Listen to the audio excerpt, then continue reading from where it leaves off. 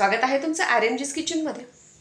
मस्त पाऊस पडतोय, हवेत गारवा सुटलेला आहे। अशा वेळेला नॉन व्हेजिटेरियन लोकांचा एक आवडीचा पदार्थ म्हणजे अंड।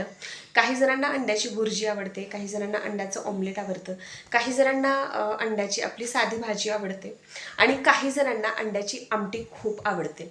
तर आज मी तुमच्यासोबत शेअर केलेली आहे कुठलाही खडा मसाला न वापरता अतिशय मस्त आणि खमंग चवीची अंड्याची आमटी। तर व्हिडिओ शेवटपर्यंत नक्की पहा। व्हिडिओ आवडला तर व्हिडिओला नक्की लाईक करा, माझ्या चॅनलला सबस्क्राईब करा आणि कमेंट करा। Thank you so much. तर सर्वात आधी अंड्याची आमटी बनवण्यासाठी मी इथे 5 अंडे उकडवून घेतलेले आहेत। तुम्हाला जरी अंड्याची आमटी दुपारी बनवायची असेल किंवा रात्री बनवायची असेल तर तुम्ही आधीच अंडे उकडून ठेवू शकता। त्यानंतर याच्यावरती मी अगदी थोडंसं हळद, थोडंसं लाल तिखट आणि थोडंसं मीठ भरभरून सर्व अंड्यांना व्यवस्थित कोट करून घेतलेलं आहे। त्यानंतर मी हे अंडे तव्यावरती थोडेसे फ्राय करून घेणार आहे, म्हणजे थोडासा या अंड्यांना कडकपणा येतो आणि थोडीशी तिखट मिठाची चवही छान येते। सोबतच मी मिक्सरच्या भांड्यामध्ये डाळवे वाटायला घेतलेले आहेत। तर डाळवे म्हणजे भाजलेली चण्याची डाळ। बेसनपीठ वापरण्याच्या ऐवजी भाजलेल्या चण्याच्या डाळीचं हे अशा पद्धतीचं पीठ म्हणजे डाळव्यांचं पीठ वापरलं तर भाजी खूप छान होते। एकदा नक्की ट्राय करा। तर आमटी बनवण्यासाठी सर्वात आधी मी इथे घेतलेलं आहे छोटी पळी आहे, त्या प्रमाणात 1.5 पळी तेल घेतलेलं आहे। तुम्हाला जर तर्री जास्त हवी असेल तर तुम्ही थोडंसं जास्त तेलही घेऊ शकता। तेल गरम झालं की मी त्याच्यामध्ये अर्धा चमचा जिरे तडतडून घेतलेले आहेत। जिरे तडतडले की लगेच मी याच्यामध्ये 4 जणांची भाजी करणार आहे, त्यामुळे 4 चमचे मी याच्यामध्ये आपलं डाळव्यांचं पीठ घालून घेतलेलं आहे आणि या पिठाचा कलर थोडासा चेंज करून घेतलेला आहे।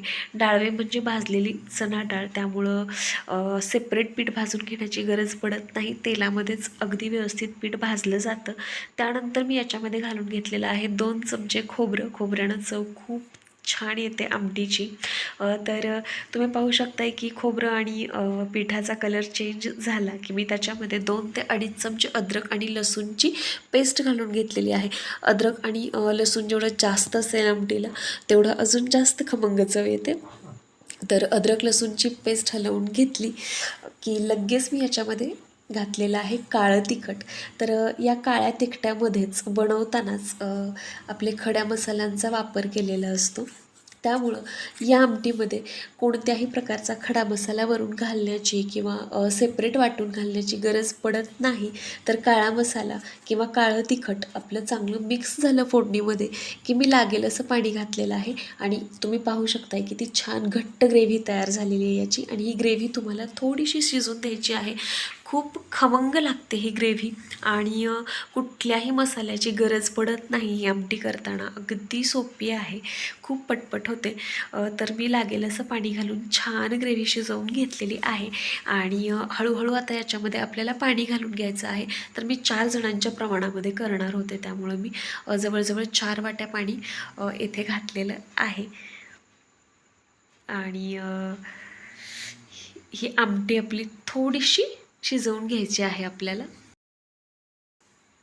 पाहू शकताय तुम्ही किती छान कलर आलेला आहे आणि तुम्ही ह्याला उकळवलं तर तेलही येतं। या आमटीमध्ये मी घातलेलं आहे चवीपुरतं मीठ आणि आता या आमटीला एक उकळी येऊन देणार आहे। एक उकळी आली की लगेच याच्यामध्ये आपल्याला अंडे घालून घ्यायचे आहेत आणि अगदी पुढचे 2 ते 3 मिनिटामध्ये अंडे घातल्यानंतर एक उकळी आपल्याला या आमटीला येऊ द्यायची आहे।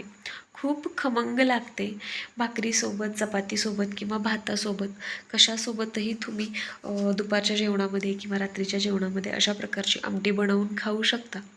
अंड्याचे बरेचसे प्रकार आपण करत असतो। काही जणांना भुर्जी आवडते, काही जणांना ऑमलेट आवडतं किंवा काही जणांना अंडा मसाला हवा असतो, परंतु काही जणांना अशा पद्धतीची आमटी खूप जास्त आवडते। तर अशा लोकांसाठी आजची रेसिपी आहे। अशा पद्धतीनं अगदी कोणताही खडा मसाला वरतून न वापरता तुम्ही अशा पद्धतीनं अंड्याची आमटी करू शकताय।